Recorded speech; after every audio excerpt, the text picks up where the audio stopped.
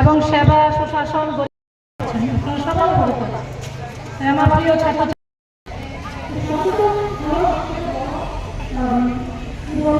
এই সড়ক সুরক্ষা প্রোগ্রামে আজকে আমরা গিয়েছিলাম।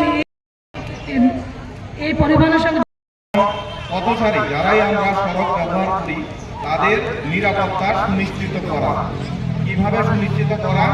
যে কোনো দুর্ঘটনাকে প্রতিরোধ করে তাদের নিরাপত্তাকে সুনিশ্চিত করাই হচ্ছে আমাদের রোড সেফটি অ্যাওয়ারনেস প্রোগ্রামের লক্ষ্য।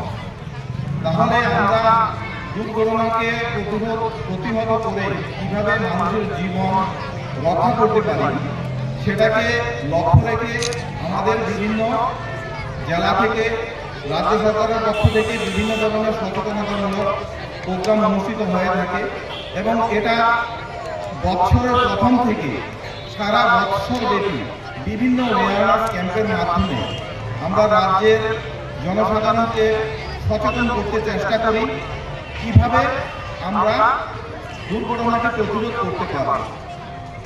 এই সচেতনতামূলক অনুষ্ঠানের মাধ্যমে আমরা মানুষকে বিভিন্নভাবে বোঝানোর চেষ্টা করি যে কি করলে দুর্ঘটনাকে প্রতিরোধ করা যাবে, আপনি দুর্ঘটনা থেকে বাঁচার জন্য আপনার কি করণীয়, সেই সমস্ত বিষয়ে আমরা মানুষকে সচেতন করি।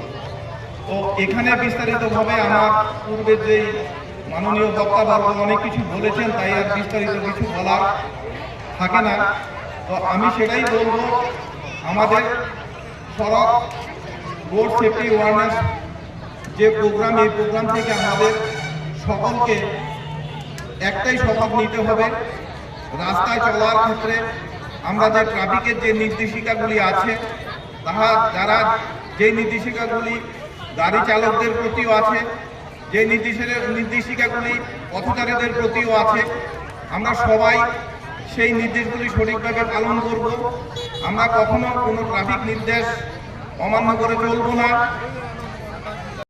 প্রধানমন্ত্রী মোদীজি এবং রাজ্যের মাননীয় মুখ্যমন্ত্রী যেভাবে কাজ করছেন এই দেশের এই রাজ্যের সমস্ত মানুষের কল্যাণের স্বার্থে, সত্যি আমরা এই ধরনের সরকার মানুষের উন্নয়নের চিন্তা করে যেভাবে কাজ করছেন আমরা এর আগে কখনো দেখিনি।